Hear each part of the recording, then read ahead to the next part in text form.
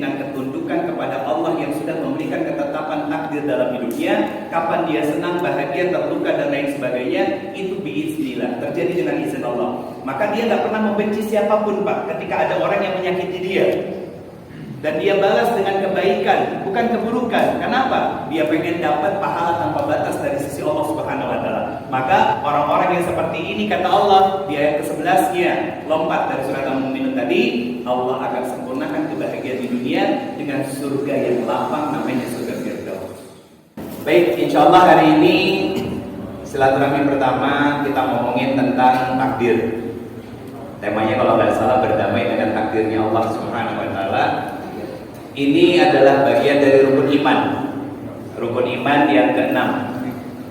Rukun iman ke-1, ke-2, 3, 4 sampai ke-5 banyak kaum muslimin yang sukses, tapi rata-rata gagal di rukun iman yang ke-6. Mengimani tentang takdir dan ketetapan Allah, Pak. Nyun sewu, saya ambil frameworknya dari seorang istri. Gak sedikit istri yang pada akhirnya muncul penyesalan ketika melihat ujian dari Allah berupa sikap perilaku seorang suami. Ya, banyak banget. Ibu bisa buka di masing-masing reels di Instagram saya yang viral-viral itu. Sebetulnya video itu sebetulnya edukasi, Pak, edukasi tentang pasang suami istri. Tapi pada akhirnya itu jadi lapak untuk istri menumpahkan kekesalan dan kejengkelannya. Itu banyak, Pak. Bahkan sampai masuk ke DM Instagram saya yang sudah saking banyaknya bingung saya mau jawab yang mana dulu. Ada yang rumah tangganya diuji 3 tahun ke belakang. Saya tanya sudah berapa tahun rumah tangga? 15 tahun, 20 tahun Ustaz. Nah, berarti kan 20 tahun dikurangi 3, 17 tahun bahagia hidupnya. Nah, itu hal simpel sebetulnya, matematikanya syukur. Kenapa kita susah sabar? Karena sulit syukur dan sulit menemukan titik kesyukuran kita. Akhirnya apa? Melongso sendiri. Nah, gelisah kita, gak bahagia menjalani hidup, Pak. Saya mau tanya dulu sama bapak-bapak, di mana titik kesyukuran kita terhadap istri, Pak? Yang ibu-ibu diem. Ayo. Di mana titik kesyukuran seorang suami terhadap istri, Pak? Ayo, Pak. Nerima apa adanya. Hah? Nerima panjenengan apa adanya? Betul. Itu salah satunya. Bisa kita ganti yang lebih cantik, bisa. Bisa kita ganti yang lebih wah secara penampilan, bisa. Pertanyaannya, mau nggak sama panjenengan? Kan gitu. Kan itu dulu pertanyaannya, mau nggak sama kitanya? Sedangkan sudah ada wanita yang sekarang jadi istri kita, mau menerima kita dengan segala kekurangan dan kelebihan diri kita. Syukuri dulu. Apalagi sudah berumah tangga bertahun-tahun. Kalau masih ribut dan nanya sama saya, Ustaz, katanya cara agar rumah tangganya itu bahagia, seperti yang disampaikan sama beliau tadi, adalah menjaga komunikasi yang baik. Emang harus ngobrol apa sama pasangan saya? Saya jawab dengan sederhana, lah Pak, Bu, emang selama ini nikahnya ngapain? Kok perihal ngobrol nanya sama saya? Betul kan? Ustadz, saya sudah menikah 14 tahun, tapi kok saya rasanya kayak gak mengenal suami saya. Lah ngapain 14 tahun? Kali 365 hari, kali 24 jam, puluhan ribu jam sudah kita lewati. Kalau gak kenal pasangan, pertanyaannya kan ngapain gitu? Yang kadang suami saya, Ustadz, pagi itu membahagiakan saya, ya, saya bisa cium tangannya, dia peluk saya sebelum berangkat. Lah kok malam kayak ngerasa jadi orang lain yang tiba-tiba marah, mendadak, meledak, dan saya seolah-olah tidak mengenal dia suami saya. Bukan tidak mengenal, itu sisi lain dari suami kita. Yang disebut bahasa zaman sekarang yang lagi populer adalah luka pengasuhan. Ustadz, saya baru menikah, jalan sekarang 2 tahun dalam pernikahan saya. Jadi berbagai macam problem yang datang ke kami. Kok ya dulu itu suami saya ya, ketika sebelum jadi suami, ketika saya minta tolong, dia selalu siap dan sigap menolong, membantu kemanapun, hujan panas, terabas dan lain sebagainya. Lah kok sekarang jadi suami minta tolong angkat galon, hamo-hamo tapi gak diangkat. Betul Bu? Pak, angkat galon, iya, jangan. Fir'aun ngojek, gak bakal diangkat-angkat. Gak Bakalan diangkat-angkat. Kok berubah Ustaz? Bukan, suami belum berubah dan tidak pernah berubah. Itu namanya wajah aslinya dibuka topengnya oleh Allah Subhanahu wa taala. Dibuka aslinya itu. Rata-rata para suami panjenengan ini sebelah ibu, ini adalah suami yang sudah dididik oleh orang tuanya yang meninggalkan apa? Endapan-endapan emosi yang tertimbun di dalam jiwa dan kesadaran mereka. Yang kadang nyusewu. Saya keluarin spidol dulu. Pertama, kadang sifatnya tiba-tiba cuek, betul? Yuk kita buka aib suami yuk. Yang kedua, apa? Keras kepala, betul kan? Ketiga, kaku koyo kanebo kering. Betul Pak? Kanebo kering ada manfaatnya enggak Pak? Ada. Udah ono.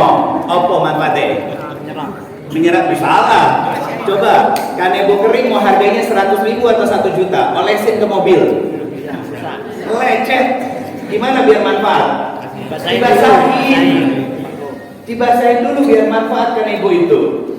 Mau kanebo 100.000 1 juta, ditempelin ke mobil, lecet. Nah itulah para suami yang sadar nggak sadar kekakuan di dalam dirinya bikin lecet hati istri. Betul nggak? Itu. Apalagi kalau marah kadang impulsif. Tahu impulsif? Meledak-ledak. Kadang suka nggak ngelihat kalau istrinya yang sudah mendampingi berpuluh-puluh tahun. Apalagi kalau marah diam. Bisa berhari-hari betah diam. Bahasa keren zaman sekarang disebut silent treatment. Kalau ditanya, "Bapak kenapa sih?" Pikir sendiri. Kayak gitu. Ini orang-orang laki-laki yang punya hutang pengasuhan. Kenapa ini terjadi pada para suami kita? Nah, saya ke para ibu-ibu dulu, Pak. Kenapa ini terjadi pada diri suami kita? Jawabannya sederhana. Karena yang dilihat para suami sekarang ketika kecil, standarnya bapaknya yang memperlakukan ibunya dengan perilaku yang sama yang dilakukan oleh beliau-beliau ini sekarang ke istrinya. Itu namanya copy paste keburukan.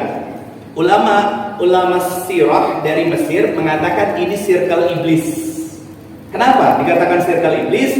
Karena menjadi ajang munculnya konflik rumah tangga. Tambahannya lagi apa? Susah minta maaf. Betul loh? Bahasa sederhananya gede gengsi dan lain sebagainya. Ini luka. Alhamdulillah saya bersyukur bapak-bapak sore ini mau ngaji, walaupun mungkin dijebak sama istri. Enggak, saya husnuzon. Masjid Alamin ini yang saya dengar ceritanya aktif, banyak kajian-kajiannya dan katanya yang saya tahu yang ramai itu subuh Ahad ya Pak ya. Iya, subuh Ahad kajiannya ramai. Nah, saya lanjutkan Bapak Ibu semuanya. Ini wajah asli suami panjenengan semuanya. Wajah aslinya yang terluka dulu, yang akhirnya sadar gak sadar karena luka di dalam jiwanya beliau-beliau ini melukai panjenengan semuanya. Sebagai seorang istri lewat sikap perilaku ini. Lantas Ustaz, apa yang harus saya lakukan sebagai seorang istri? Sederhananya belajarlah menjadi ibu sejati buat bayi besar panjenengan namanya suami. Oh, mana nih? Kenapa saya katakan ibu sejati? Ngerti ibu sejati tidak? Ada ibu sejati, ada ibu jadi-jadian. Nah, saya punya istilah-istilah yang nyeleneh emang. Ibu sejati sama ibu jadi-jadian. Ibu jadi-jadian aja itu gimana? Menteng anak main ke Artos misalnya Pak. Anaknya tantrum karena pengen beli mainan. Ibu jadi-jadian, anak itu dicubit, "Kamu bikin malu sama mama. Kamu mama tinggal di sini." Ibunya jalan sendiri. Anaknya mama di belakang. Itu ibu jadi-jadian. Ibu yang tidak siap menjadi seorang ibu bagi anaknya. Karena apa? Pada faktanya banyak pasangan suami istri yang siap menjadi suami istri tapi tidak siap menjadi orang tua. Betul?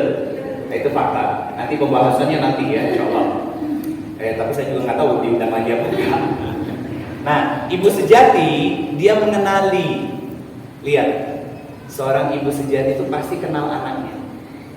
Ketika anaknya tantrum, dia langsung berpikir, ini pasti ada sesuatu yang membuat anak saya malah jadi tantrum. Betul? Kenapa? Karena anak itu lahir dari rahimnya. Sedangkan bayi besar kita yang namanya suami itu kan gak pernah lahir dari rahim bunda. Mengenalinya lewat gejala-gejala yang muncul dari perilaku suami kita. Apa kekuatan utama seorang perempuan? Perasaannya.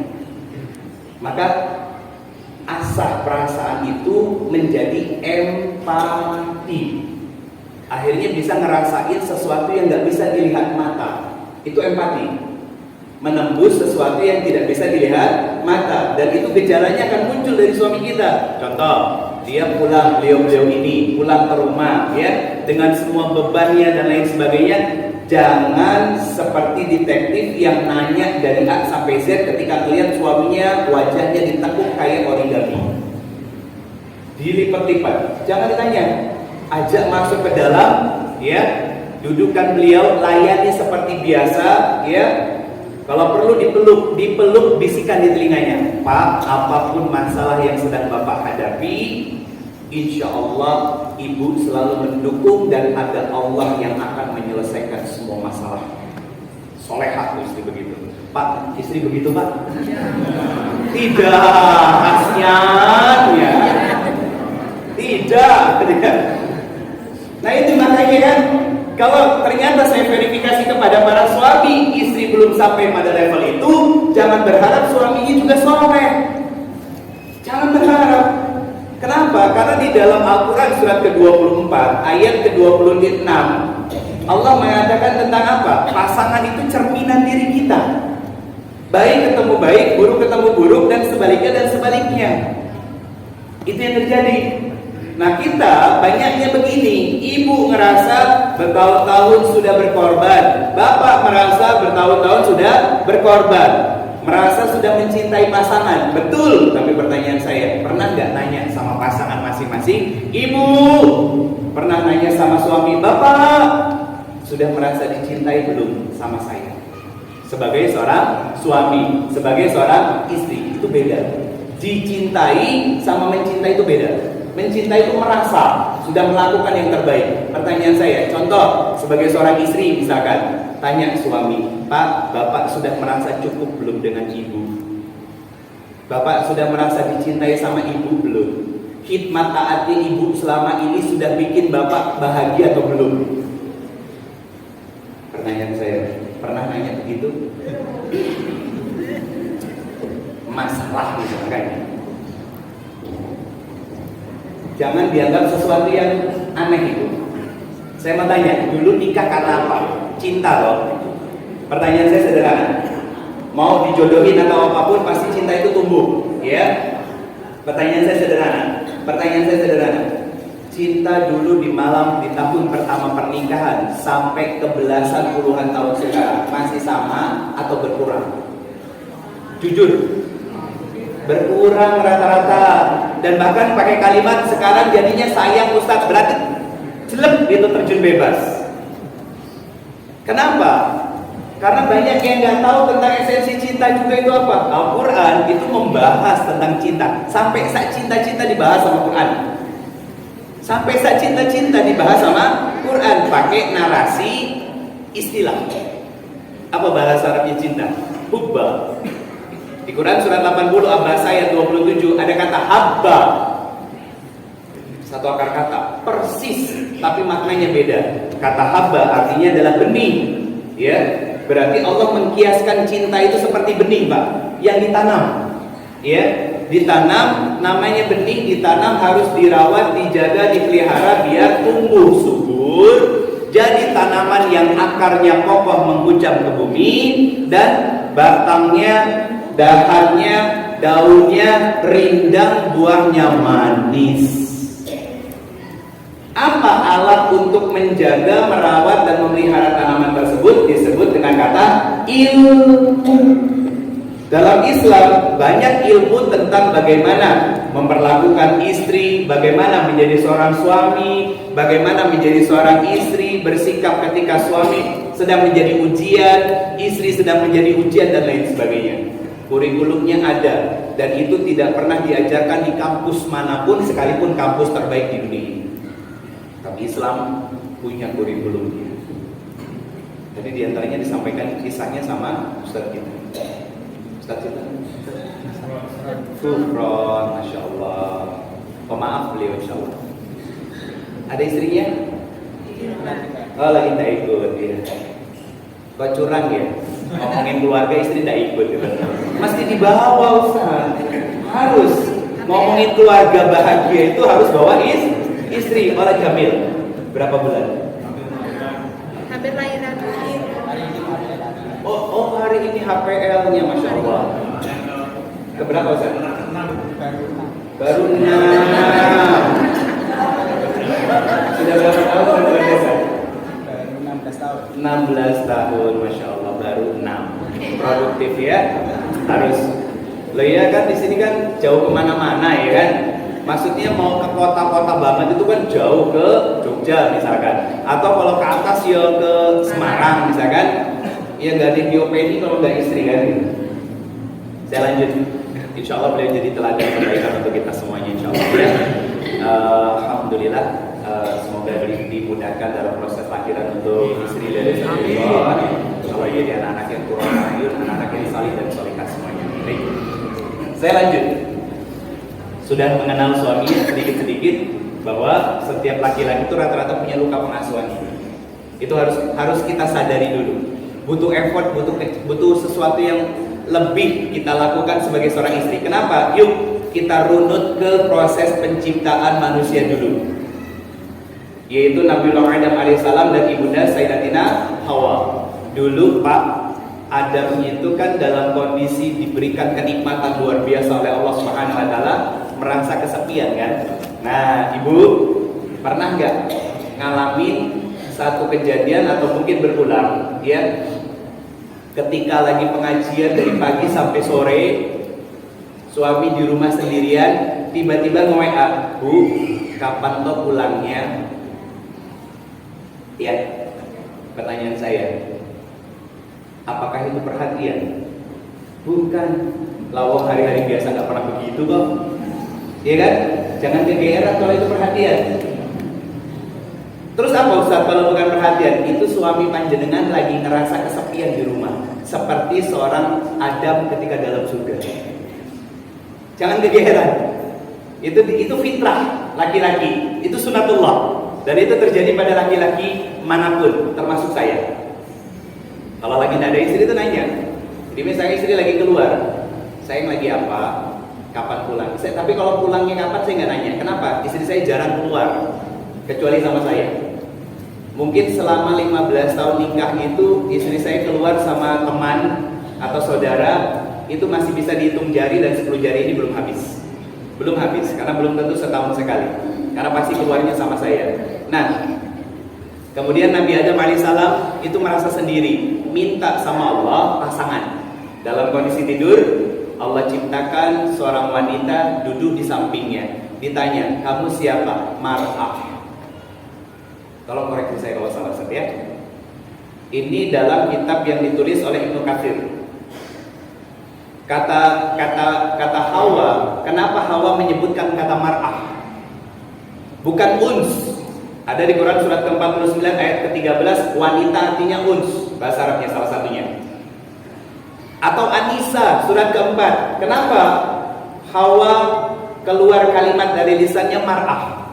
Mar'ah itu perempuan bukan hanya secara jenis kelamin, tapi seorang wanita yang punya keistimewaan sifat-sifat penyayang dan penuh dengan kasih sayang dan cinta. Itu mar'ah. Kalau bahasa yang lain, mar'ah itu istilah bahasa Arab al-mar'ah kal-mir'ah. Perempuan itu seperti cermin. Yang namanya cermin kalau dipecahkan dia akan pecah, ya. Bisa disusun kembali? Bisa. Tapi tidak bisa memantulkan cahaya sesempurna sebelumnya. Apa pelajarannya? Perempuan itu kalau sekali disakiti, Pak, dia mudah memaafkan tapi sulit melupakan. Maka jangan salahkan siapa-siapa kalau dosa panjenengan 5-10 tahun yang lalu masih dibaca sama istri. Itu warning dari Allah, bukan istri panjenengan yang gak terima pernah disakiti, bukan. Tapi itu isyarat dari Allah bahwa kita pernah melukai wanita yang selama ini sudah mendampingi kita. Pelajaran dari Allahnya apa yang lainnya? Agar tidak mengulang kesalahan yang sama. Karena nanti kita akan ditanya tentang bagaimana cara kita mendidik dan memperlakukan istri kita sebagai pasangan hidup. Nah, kemudian Nabi Adam alaihissalam bertanya kepada Hawa setelah menjawab kata maaf. Apa kata Nabi Adam alaihissalam bertanya kepada Hawa, untuk apa kamu diciptakan? Jawab Hawa, lintas kunu ilaiha, agar kamu merasa tenang dan tentram saat bersama dengan aku. Pertanyaan saya, Pak, tolong jawab jujur ya. Sudah tenang, nyaman belum sama istri selama ini? Alhamdulillah sudah ya. Yang lain Pak diam mendadak dengan senyum-senyum. Bu, lihat Bu, mukanya senyum. Itu mikir, lain aku ngomong belum, alamat gak dibukain pintu pulang ke rumah. Lain dijawab sudah, faktanya ya aku masih sering mumet, stres kalau bojoku dewi. Kenapa? Istriku cerewetnya pol. Nah Pak, saya kasih tahu ya, kalau istri cerewet sama kita, harusnya panjenengan bahagia. Kenapa? Berarti dia waras sebagai istri. Istri yang cerewet itu ditakuti kuntilanak berjilbab, Pak. Para pelakor zaman sekarang kan kuntilanak berjilbab, toh? Itu ditakuti, Pak. Kenapa? Lah ya, istrinya cerewet seken dia untuk ngedeketin kita. Orang Umar bin Khattab aja istrinya cerewet, Pak. Tapi bedanya, Pak, kalau Umar dengan kecerewetan istrinya paham betul istrinya cerewet itu karena dia sudah lelah, capek ngurusin rumah. Tugas saya menjadi pendengar yang baik buat istri saya. Kenapa? Karena adanya istri saya menjadi hijab saya dengan nerakanya Allah Subhanahu wa taala, dan istri saya yang menjadi berkhidmat dengan diri, jiwanya, hatinya untuk apa? Urusan kasur, dapur. Singkatnya seperti itu. Pertanyaan saya, pernah terbesit pikiran seperti itu Pak ketika istri cerewet dan bawel? Jarang. Rata-rata langsung muncul sisi lain dari kita. Apa? Emosional. Betul gak? Betul apa benar? Itu masalah. Nah, dari sini yuk kita cari titik temu yang sama. Quran yang pertama, surat 59. Seorang suami dan istri ini yang bisa dilakukan oleh dia ketika hal yang sebelumnya datang, nanti buah akhirnya ada di Quran surat ke-13 ayat 22 sampai 24. Ini dulu. Saya tidak mau banyak-banyak biar gak mumet. Yang pertama Quran surat Al-Hadid, surat 57 ayat 22-23. Saya mau tanya dulu, ibu bapak pernah bikin konsep hidup seperti ini? Belum. Karena hidup hanya sekedar hidup yang kita lakukan selama ini kan. Saya baru pulang dari Padang. Tadi malam saya flight dari Padang sampai di Magelang jam 11. Berarti hampir 2 minggu saya belum pulang ke rumah sampai tanggal 28 nanti. 28 baru pulang ke Bandung, 29 sudah flight ke Bali sampai tanggal 2. Tanggal 2 pulang ke Bandung, tanggal 3 istirahat, tanggal 4 flight lagi ke Padang sampai tanggal 13. Itu terus Pak muter. Nah, dalam sejarah kehidupan ada seorang guru yang bernama Buya Hamka. Beliau berwasiat kalau hidup hanya sekedar hidup, maka kerbau di sawah pun hidup. Ya, kalau hidup hanya sekedar hidup, kerbau di sawah juga hidup. Kalau hidup hanya sekedar hidup, maka kera di sawah pun, kera di hutan pun hidup. Apa pelajaran dari beliau yang beliau sampaikan? Harusnya kita sebagai seorang manusia punya konsep hidup berdasarkan Al-Quran, biar terarah hidupnya.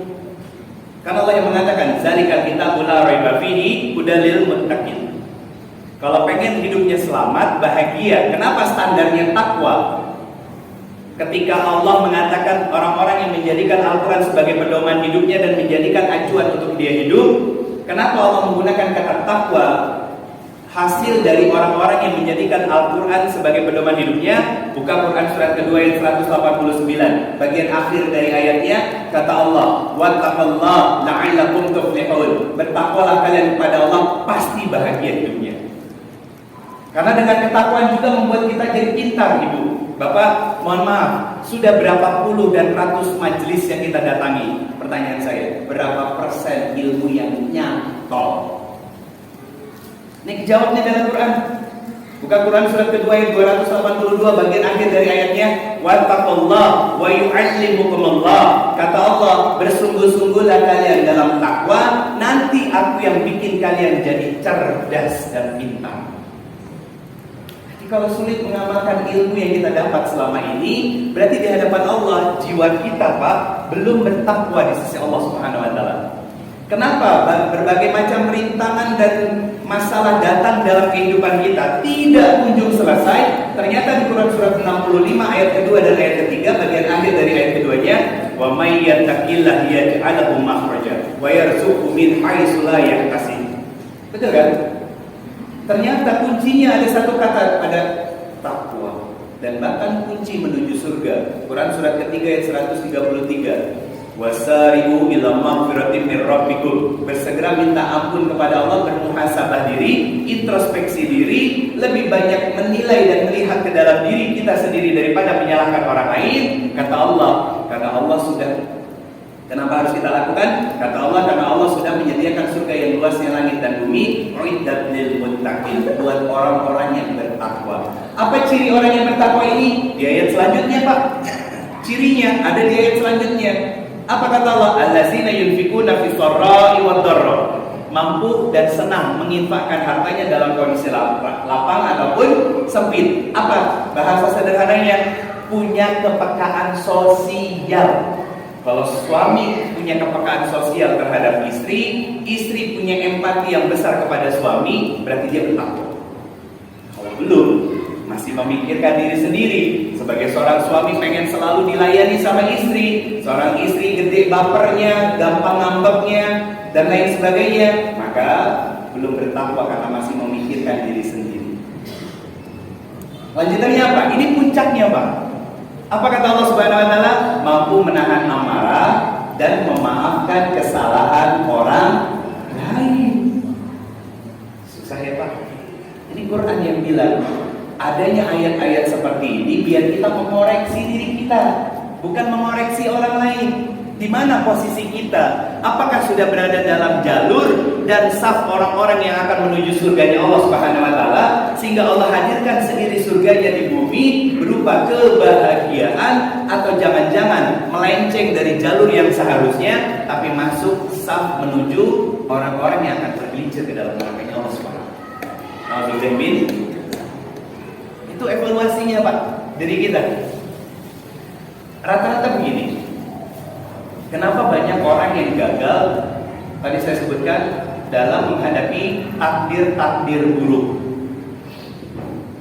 Sebetulnya proses penyelesaiannya itu ada di Quran surat kedua. Ini rumusnya, ayat 152 dan ayat 153. Nanti saya tutup dengan itu. Bagaimana pola dari Al-Quran agar kita bisa bersabar dan bersyukur dalam menjalani kehidupan, sehingga takdir apapun yang datang dalam kehidupan kita, Pak, ada orang yang nyakitin, ada orang yang zolim sama kita dilukai, dibohongi, ditipu bisnisnya misalkan. Kalau secara hukum jelas melanggar hukum, tapi dari sisi personality kita sebagai seorang muslim harus paham ilmunya biar tidak salah bersikap terhadap orang-orang yang sudah menyakiti dan melukai kita. Bahkan ini dikuatkan di dalam Al-Quran, di Quran surat ke-42 ayatnya 40. Ini buah puncak dari orang-orang yang bertakwa itu.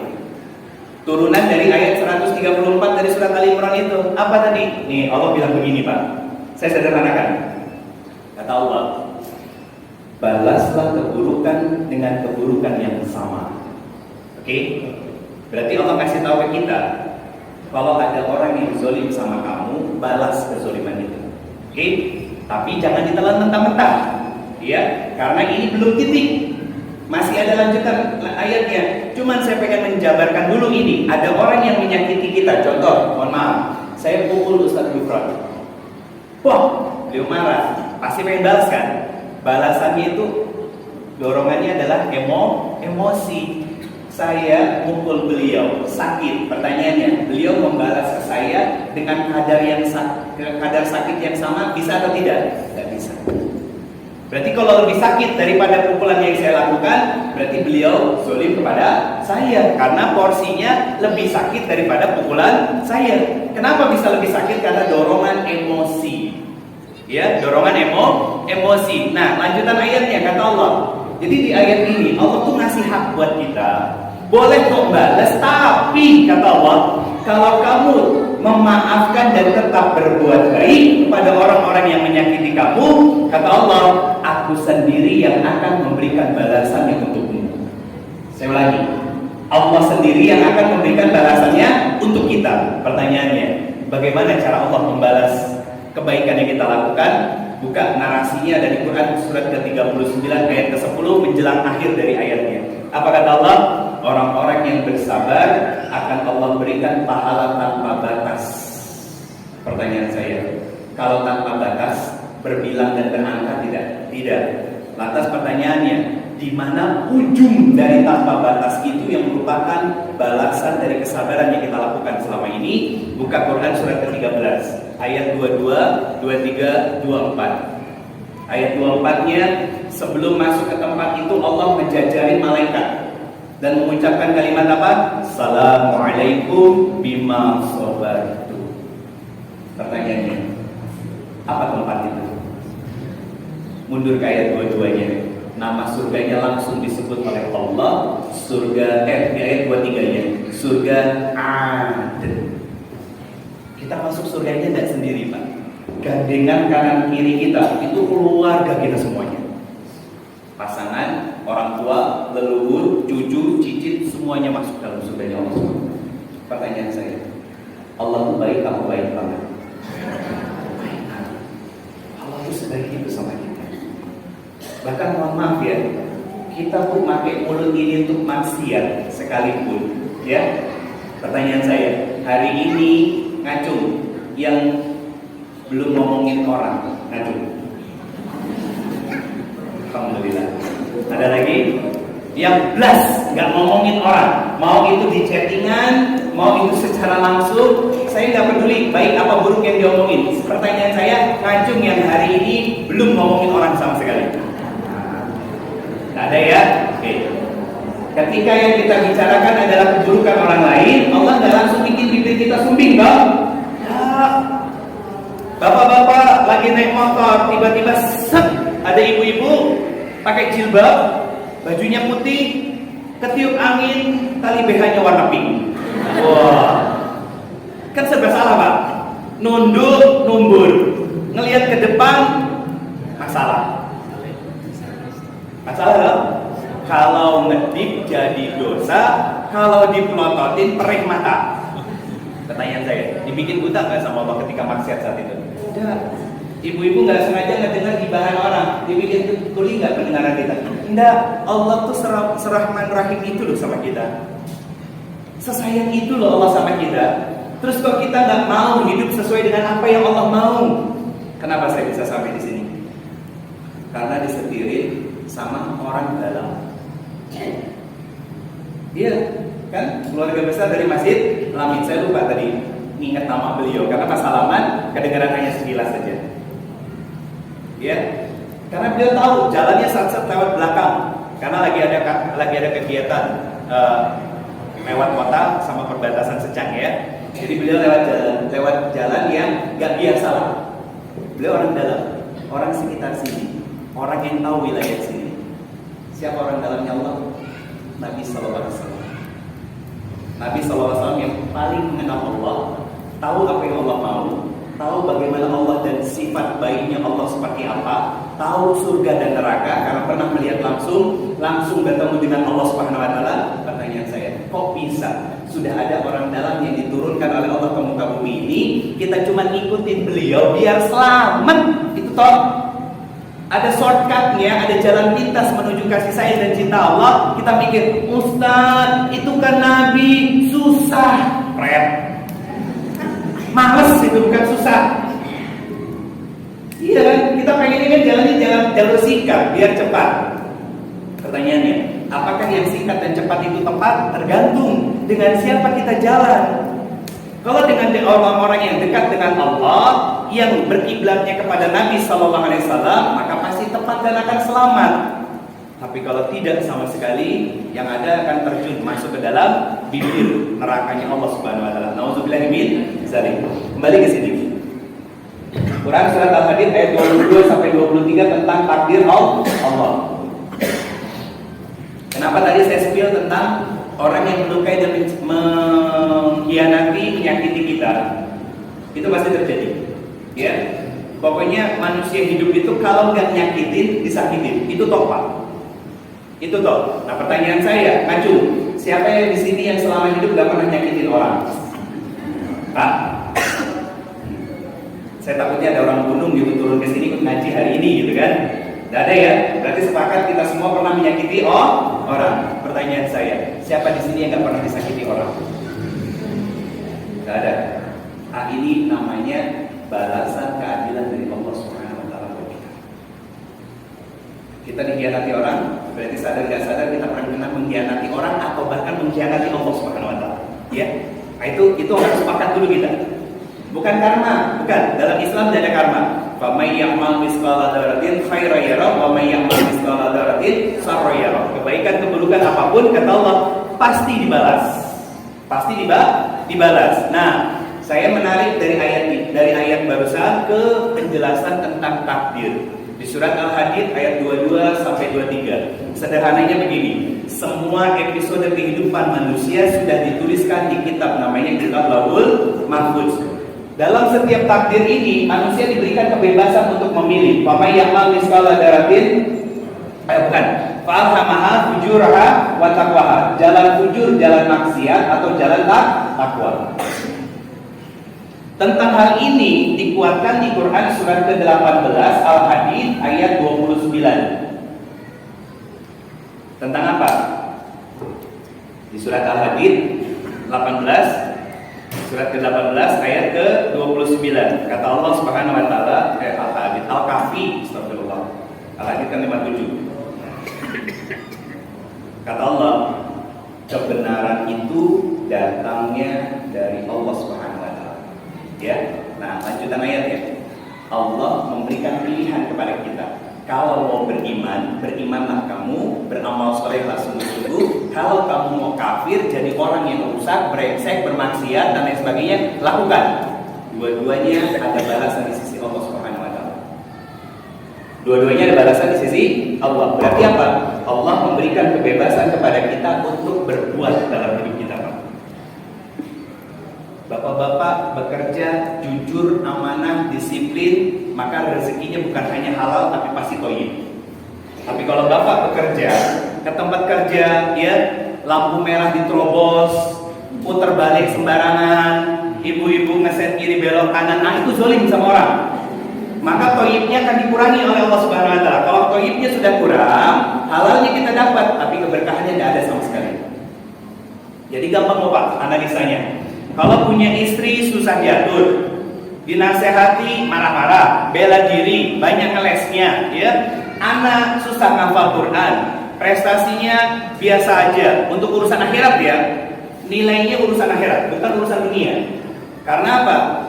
Sekolah itu selalu melahirkan anak-anak yang pintar, tapi yang cerdas belum tentu. Ya. Nah, terus anaknya ini senang nongkrong sono sini, bikin masalah, minum minuman keras dan lain sebagainya. Cek aja apa yang kita bawa untuk makannya mereka.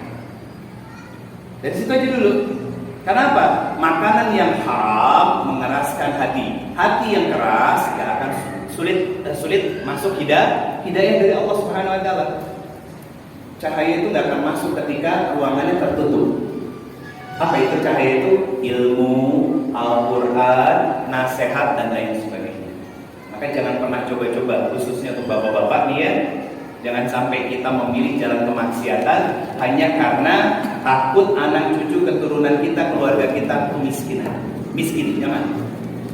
Dan itu kalimat yang keluar dari, saya nggak tahu siapa namanya, yang kemarin sempat ketangkap urusannya calo di Mahkamah Agung. Hampir punya uang cash 1 triliun rupiah, hampir 1 triliun rupiah plus 51 kilogram emas. Kalau ditotalkan nilainya itu kurang lebih hampir 2 triliun gitu. Kurang lebihnya. Kan 1 kilo berapa gram? 1000 gram kan? Iya, berarti kalau 51 kilo berapa gram? 51.000 gram. Kali sekarang 2 juta, 1 triliun itu. Apa jawaban dia ketika pertama kali ditangkap? Saya mempersiapkan ini untuk masa pensiun saya besok. Untuk masa pensiun besok. Makanya nyun sewu, Bapak Ibu semuanya, saya belum melihat anak koruptor jadi kiai. Pernah lihat enggak, Pak? Kalau urusan dunia mungkin jago dia, S1, S2, S3, besok lusa S1, S2, S3-nya. Kalau kita meninggal, nggak ada manfaatnya, Pak. Karena yang dibutuhkan sama kita hanya 3 apa? Sedekah jariah, ilmu yang bermanfaat, dan doa dari anak-anak yang soleh dan solehah. Itu yang harus kita persiapkan sekarang, Pak. Sama Ibu juga. Besok lusa kita meninggal, lihat anak kita nih, kira-kira ngedoain kita nggak? Belum tentu. Lawang sholat aja masih dikerjakan karena takut sama kita. Besok lusa kita nggak ada, nggak sholat dia. Terus dari mana jari yang kita dapat? Nah, itu yang harus kita perbaiki. Dari situ kita perbaiki. Nah, akhirnya apa? Allah memberikan pilihan kepada kita. Mau beriman, sungguh-sungguh. Taat kepada Allah. Yang haram jelas haram, yang halal ambil. Nikmati. Tapi kalau mau ingkar, monggo silahkan. Nah, saya cuma titip pesan, dan ini disampaikan sama ulama-ulama kita. Kalau mau bermaksiat, tolong jangan setengah-tengah dan jangan tanggung-tanggung seperti Fir'aun sekalian. Betul.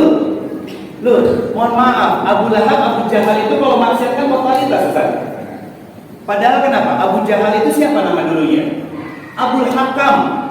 Orang yang cerdas, orang yang bijaksana karena saking pintarnya dia. Begitu datang Islam, diajak sama Nabi, tidak mau, dirubah namanya, bukan Abul Hakam, tapi Abu Jahal. Bodoh dia. Kayak gitu tuh, Pak. Kalau mau maksiat, rusak sekalian. Jangan tanggung-tanggung, jangan bikin malaikat bingung nantinya. Betul. Ibu-ibu juga ya, ingatin anak-anak yang sudah balik, punya anak perempuan, tutup auratnya. Jangan sampai bingung nanti malaikat. Kamu tuh siapa? Selama hidup nggak pernah tutup jilbab, nggak pernah tutup aurat, kok meninggal ditutup semuanya. Ada yang nyelip ada lidah saya barusan digigit maksudnya. Makanya barusan agak enak ngomongnya. Saya lanjutin. Ini kata Allah. Biar apa? Biar kita bisa memahami takdir itu terjadi semuanya dengan izin Allah. Ya, terjadi dengan izin Allah. Bapak bahagia, bapak terluka, ibu terluka, kecewa, tertawa, bahagia, senang dan lain sebagainya, semua sudah tertulis di kitab Lauhul Mahfuz. Kita nggak tahu besok lusa akan terjadi apa. Kita nggak tahu besok lusa masih hidup atau enggak. Makanya salah satu sunnah Nabi yang harus dikerjakan seorang imam ketika salat berjamaah bukan hanya sekedar istamu, lurus dan rapatkan safnya, tapi sampaikan kepada jamaah, yuk Bapak Ibu semuanya, jadikan ini sebagai sholat terakhirnya. Itu sunnah tambahan. Harus disampaikan oleh seorang imam ketika sholat berjamaah, mengajak jamaahnya untuk sholatnya khusyuk, biar pulang ke rumah berubah sikapnya, berubah perilakunya, berubah tutur kata dan ucapannya. Kenapa? Karena hatinya tunduk kekhusyukannya kepada Allah Subhanahu wa taala. Kan ini Allah katakan, "Aflahal mu'minun", orang beriman pasti bahagia. Kenapa dia bahagia? Karena dia berjalan di muka bumi dengan ketundukan kepada Allah yang sudah memberikan ketetapan takdir dalam hidupnya. Kapan dia senang, bahagia, terluka dan lain sebagainya, itu biiznillah, terjadi dengan izin Allah. Maka dia nggak pernah membenci siapapun, Pak, ketika ada orang yang menyakiti dia. Dan dia balas dengan kebaikan, bukan keburukan. Kenapa? Dia pengen dapat pahala tanpa batas dari sisi Allah Subhanahu wa taala. Maka orang-orang yang seperti ini, kata Allah di ayat ke-11-nya, lompat dari surat Al-Mu'minun tadi, Allah akan sempurnakan kebahagiaan di dunia dengan surga yang lapang, namanya surga Firdaus. Kalau punya hati seperti itu, pertanyaannya kan sederhana, apa amalan mereka? Kok bisa istimewa? Hatinya gak pernah membenci siapapun, dan dia belajar untuk mencintai takdirnya walaupun dilukai oleh orang. Dari ayat ke-11 mundur ke ayat kedua. Salatnya khasyi'un. Apa? Khusyuk. Kalau salat khusyuk, satu pasti tumanina, kedua dia sadar Allah dia tidak bisa melihat Allah, tapi Allah melihat dirinya. Makanya nggak curang dalam salatnya.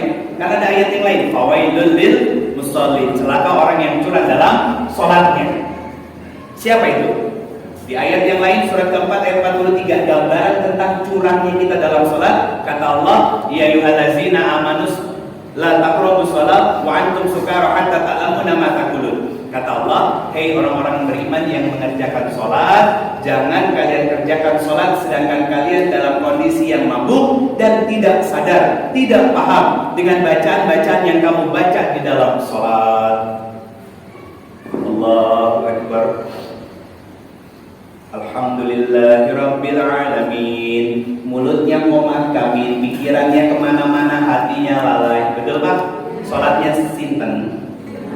Allah. Sudah diingatkan kan sama Allah? Nah itu konsep hidup.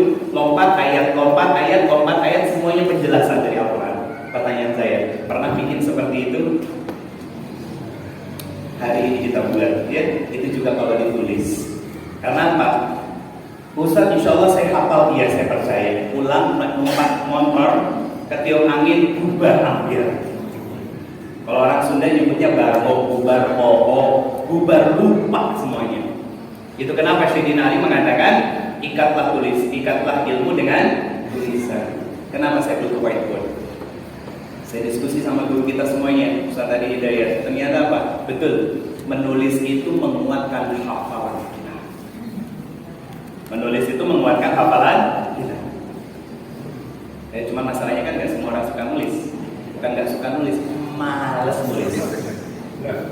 Tapi Ustaz, saya ditulis semuanya, alhamdulillah. Pertanyaan saya selanjutnya, yang ditulis kapan terakhir dibuka? Nah, itu kan itu yang jadi masalah berikutnya Pak.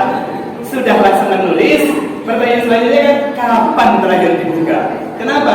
Bubar ngaji, disimpan dalam tas, dibuka minggu depan, pas ngaji lagi.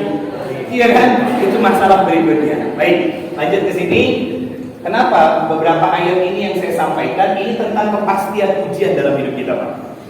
Allah pasti menguji kita. Quran surat kedua ayat 155 ya, tentang ujian. Lihat kalimat ujiannya. Kata Allah Subhanahu wa taala ditutup dengan kalimat wa basyyiris shabirin. Ternyata ujian itu bukan untuk merendahkan atau menghancurkan hidup kita, tapi kata Allah, berikan kabar gembira untuk membahagiakan kita asal mau sabar.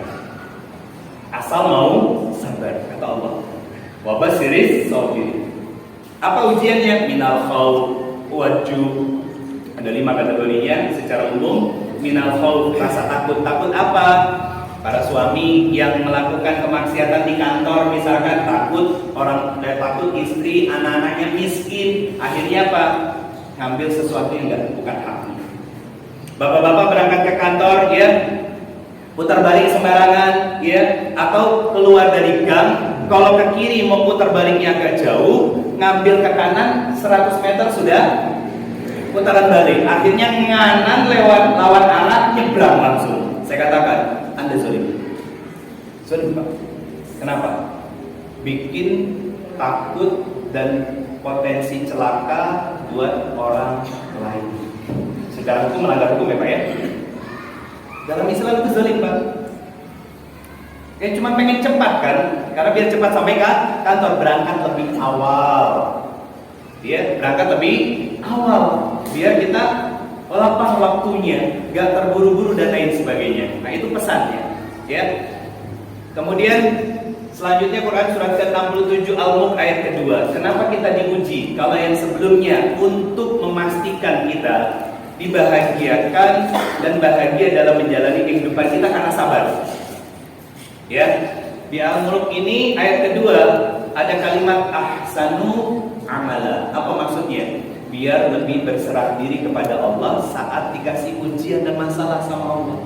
lebih panjang sujudnya, lebih bisa menikmati sholatnya, lebih dalam lagi doa-doa yang kita sampaikan kepada Allah. Pertanyaan saya sederhana, kita bisa sholat khusyuk lagi seneng apa lagi diuji susah? Susah. Makanya hidupnya banyak susahnya kan ya? Nah itu. Biar kita balik ke Allah. Ujian itu cara Allah manggil kita biar balik. Karena kita selama ini tuh sudah salah jalan. Kan kalau salah jalan, jangankan salah jalan. Ini kiblatnya ke sana, tiba-tiba ada musafir datang ke sini, sholat ngadepnya ke sana. Kan kita yang tahu itu salah, ya kan? Kita rubah dia tanpa membatalkan dia sholat. Kenapa? Karena salah. Kalau mau membatalkan juga boleh. Ada dua pendapat. Saya ambil yang merubah langsung arahnya. Dan kita juga jangan kaku, sok-sokan kuat gitu kan. Padahal udah jelas salah. Kan pasti diingatkan. Atau minimal begitu sudah selesai sholat, ternyata mau kita rubah, ternyata sudah tasyahud akhir. Begitu mau kita deketin sudah assalamualaikum warahmatullah, assalamualaikum warahmatullah. Baru kita ngomong kan, Mas, nyun sewu maaf, salah kiblatnya. Oh, saya salah ya. Dan jangan marah kalau diingetin. Loh, suka-suka saya. Kan kata Allah dimanapun bumi itu sujudlah di situ. Oh, ngawur itu. Itu ngawur. Nah itu maksudnya. Jadi gini, Allah manggil kita dengan ujian dan masalah itu biar kita balik sama Allah. Balik sujud kepada Allah. Kenapa? Allah yang tahu hidup kita besok lusa akan seperti apa. Bahkan ahli surga dan ahli neraka itu sudah ditentukan oleh Allah Subhanahu wa taala. Pertanyaannya, kan kita nggak tahu kita jadi ahli surga atau ahli neraka, betul kan? Makanya kata Nabi sallallahu alaihi wasallam, kita akan diwafatkan sesuai dengan kebiasaan-kebiasaan yang kita lakukan. Ada hadis yang lain, kalau Allah menginginkan suatu kebaikan pada seorang hamba, maka Allah akan mudahkan hamba tersebut untuk mendapatkannya. Ada hadis yang lain, beramalah kalian sampai takdir terbaik dari Allah datang dan menghampiri, dan lain sebagainya. Yang kita mau apa? Surga. Kalau minta surga kata Nabi, berdoa kepada Allah puncaknya sekalian. Apa? Firdaus. Jadi kalau nggak dapat nyantolnya, nggak jauh-jauh. Gak jauh-jauh. Ustaz, saya sadar diri, tidak apa-apa nih di pelataran surga. Lo kepleset, nyungsep neraka. Kenapa? Pelataran surga itu hanya untuk orang-orang yang terakhir diangkat oleh Allah dari nerakanya Allah Subhanahu wa taala. Itu yang terakhir, Pak. Kata Allah Subhanahu wa taala dalam hadis yang sahih disampaikan Nabi sallallahu alaihi wasallam, Allah memanggil umat dari Rasulullah yang masih punya iman tapi tidak punya amal sama sekali. Masuklah ke dalam surga. Ya Allah, surgamu sudah penuh. Masuklah ke dalam surga. Ya Allah, surgamu sudah penuh. Masuklah ke dalam surgaku. Apa kata orang tadi? Ya Allah, apakah engkau mengejekku karena sebelumnya aku berada di dalam nerakamu? Apa kata Allah Subhanahu wa taala? Tinggallah di situ, aku berikan 10 kali kenikmatan yang lebih nikmat daripada tempat paling indah di tempat dahulu di dunia. Pelataran surga. Dan itu bikin kita lupa untuk masuk ke dalam surga. Kenapa? Sudah nikmatnya luar biasa. Pertanyaan saya, mau yang masuk surga secara langsung atau masuk surga tapi transit dulu? Semua yang mana? Langsung pengennya kan? Oke, yuk kita lihat diri kita sendiri. Layak nggak? Itu Pak. Jadi hari ini kita belajar muhasabah dan introspeksi di diri. Bukan saya yang mengajak Bapak Ibu untuk introspeksi diri, tapi ayat demi ayat Al-Quran yang mengingatkan kita agar bisa introspeksi diri dan berada di mana level kita sebagai seorang hamba. Itu maksudnya. Ya.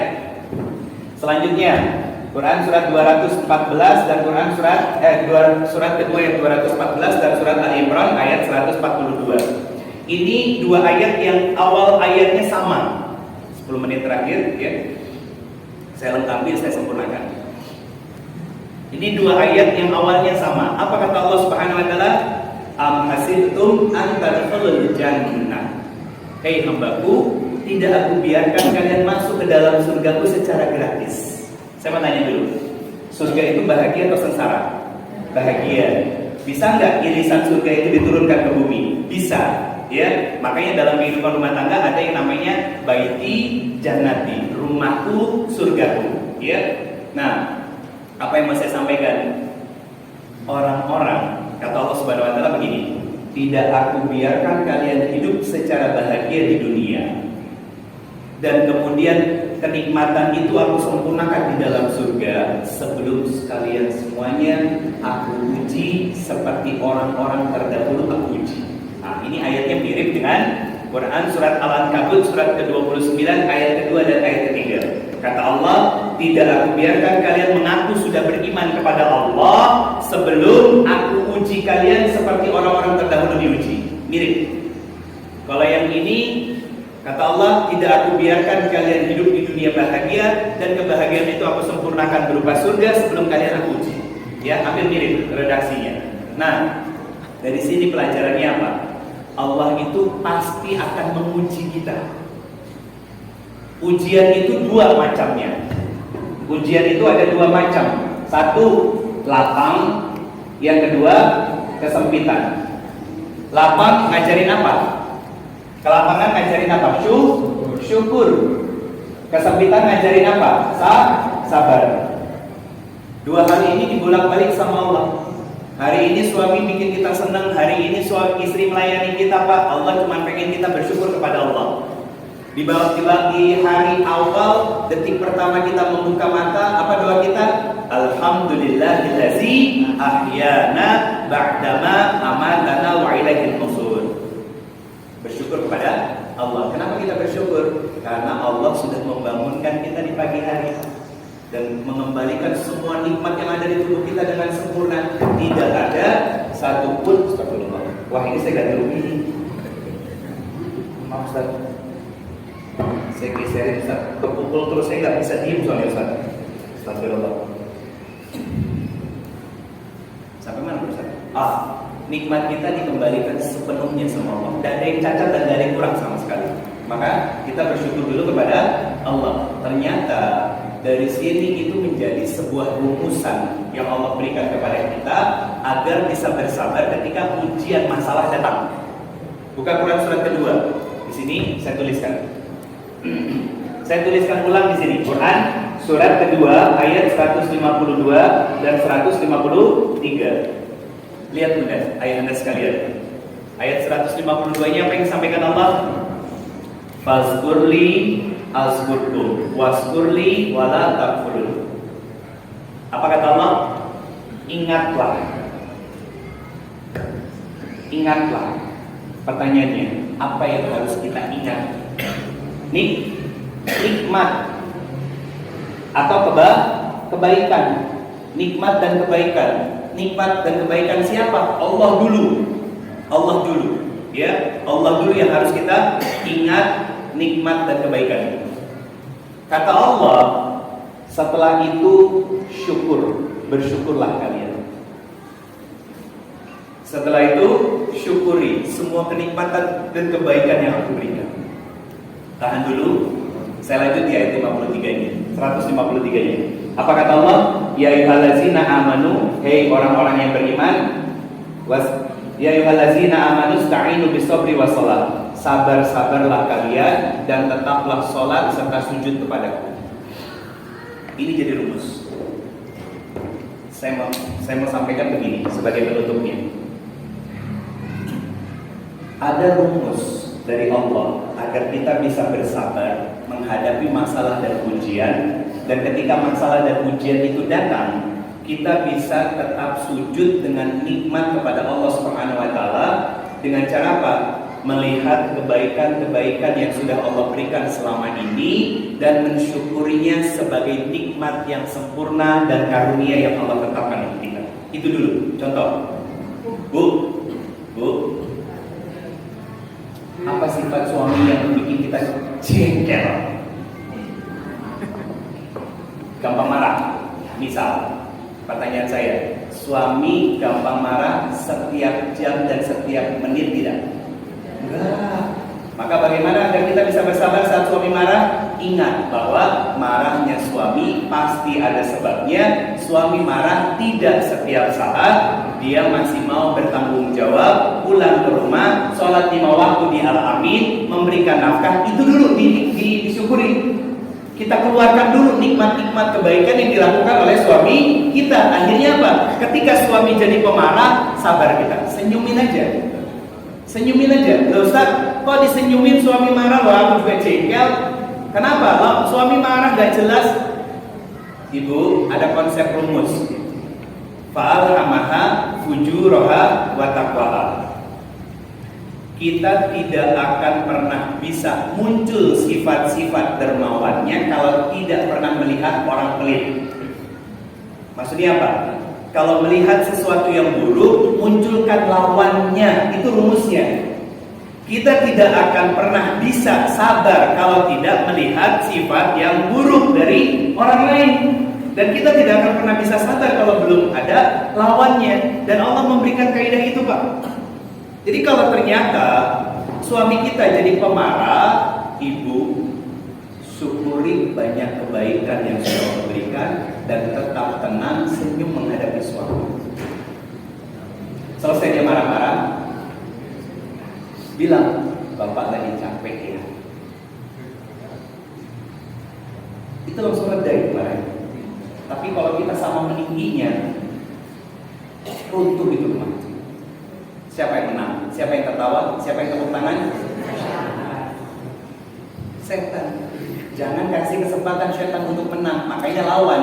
Siapa yang dilawan? Musuh kita tuh bukan pasangan kita, Pak. Musuh kita tuh hawa nafsu di dalam diri kita. Kaidah ini saya berikan biar kita bisa melawan hawa nafsu yang ada di dalam diri kita. Apa? Bagi perempuan, baperan itu hawa nafsu. Apa-apa kalau cengeng itu normal, apa-apa di bawah perasaan itu jadi masalah. Itu jadi masalah. Akhirnya apa? Tumpul kepekaan sosialnya, tumpul empati terhadap suaminya. Kenapa? Egosentris, karena selalu pengen didahulukan. Sama bapak-bapak juga. Pak, kalau lagi marah, bisa mikir gak? Nggak bisa. Itu yang harus dikontrol sama panjenengan, Pak. Istri panjenengan itu bukan samsak untuk beradu tinju setiap saat. Munculkan kebaikan seperti yang Mas tadi bilang, mau nerima apa adanya diri kita. Iya kan begitu? Perempuan yang lain yang lebih cantik banyak, Pak. Pertanyaannya, mau nerima kita ketika tahu sisi buruk dari diri kita? Belum tentu. Kenapa banyak orang yang punya simpanan? Karena yang ditampilkan hanya framing sesuatu yang manis. Emang ketemu setiap hari 24 jam bersama? Tidak. Datang hanya saat butuh, ya kan? Setiap bulan dikasih uang, dikasih fasilitas dan lain sebagainya, ya kan? Ani-ani itu. Iya. Datang cuma ketika butuh perihal apa? Syahwat. Selesai pulang, entah balik kantor, bisnisnya lagi dan lain sebagainya.